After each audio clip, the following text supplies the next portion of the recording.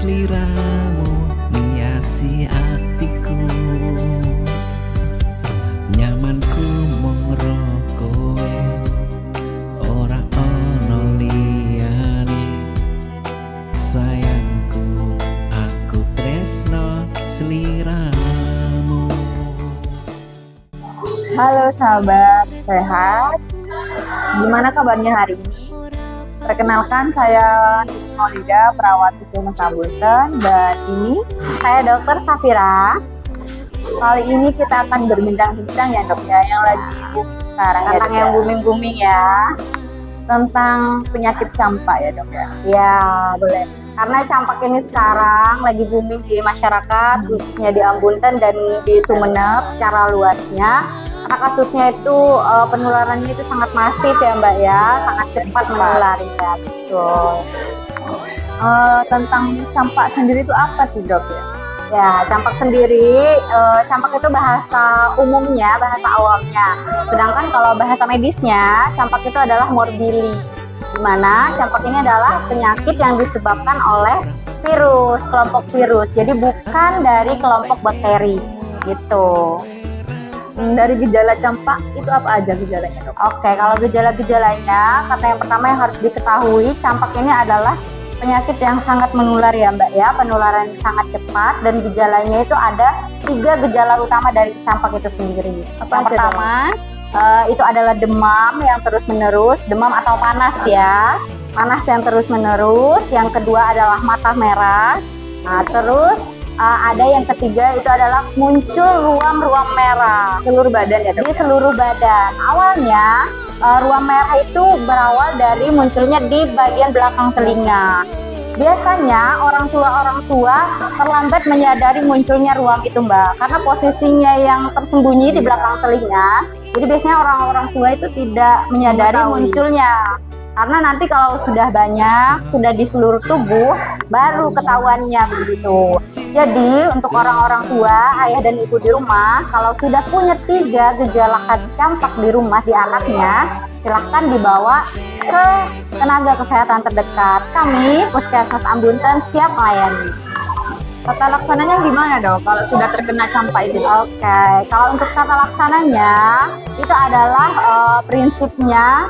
Untuk tata laksana campak itu sendiri belum ada antivirus yang misalnya saat terkena campak kita berikan antivirus itu untuk mengobatinya, ya tidak ada.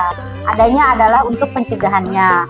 Nah untuk pengobatannya saat terjadi campaknya itu sendiri adalah pengobatan simptomatis atau berdasarkan gejala dan nutrisional, dan pengobatan pendukung, bisa dari cairannya yang bagus, pengobatan demamnya, panasnya, terus pengobatan gejala-gejala penyerta lainnya. Soalnya campak ini bisa disertai oleh gejala-gejala lain selain 3 gejala khas tadi. Bisa ada batuk, pilek, sesak napas, atau bisa sampai diare, terus bisa sampai infeksi yang luas yang terjadi di seluruh tubuh gitu.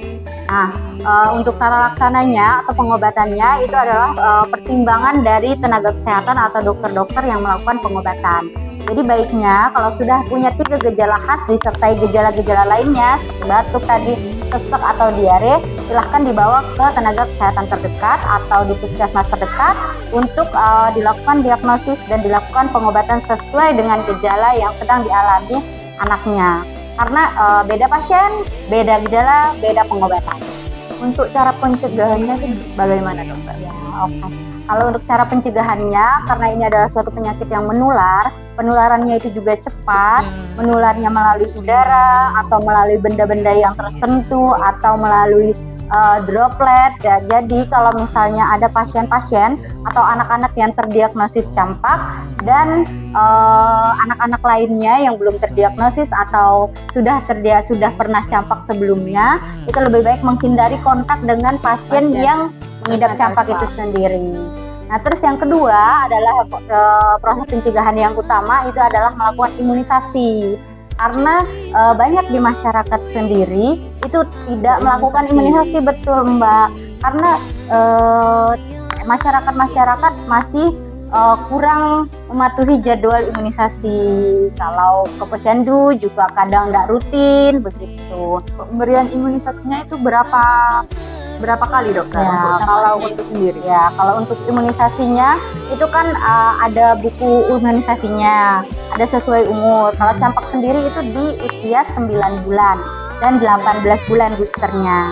Nah, baiknya untuk biar ayah dan ibu tidak bingung memikirkan jadwalnya, datanglah ke posyandu dengan rutin dan teratur. Seperti itu ya dokter ya. Kalau campak itu sendiri, kalau misal tidak diobati itu bagaimana ya dokter? Ya, kalau campak itu sendiri dan tidak diobati bisa memunculkan komplikasi-komplikasi lainnya.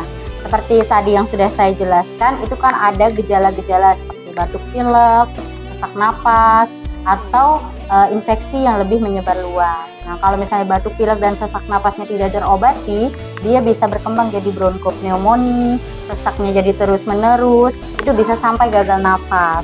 Berarti mengakibatkan kematian gitu ya? Betul. Terus kalau infeksi yang luas juga, itu juga bisa menyebabkan kematian. Nah, kenapa kita itu harus mengobati dengan cepat campak itu sendiri? Yang pertama, biar penularannya itu tidak semakin masif dan komplikasinya itu tidak berkembang menjadi lebih berat begitu. Campak yang tidak diobati itu dapat berkembang menjadi komplikasi-komplikasi yang sudah saya jelaskan tadi.